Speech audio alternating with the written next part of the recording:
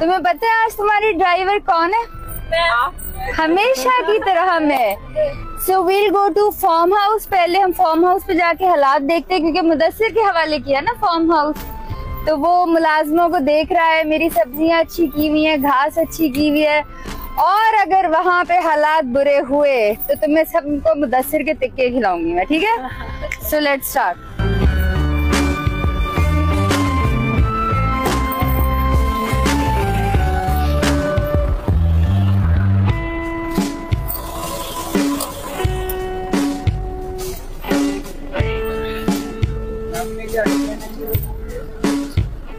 By the way, मैंने हमेशा ना मैनुअल गाड़ियां चलाई हैं। आज फर्स्ट टाइम मैं ऑटोमेटिक गाड़ी चला रही हूँ।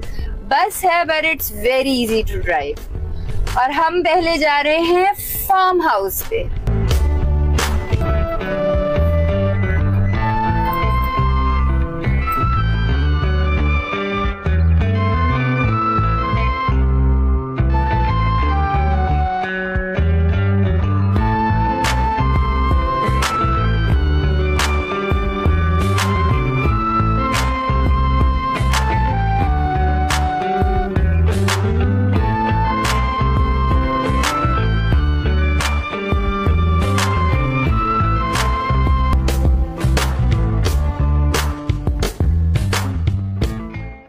हम तकरीबन घर पे पहुंचने वाले हैं।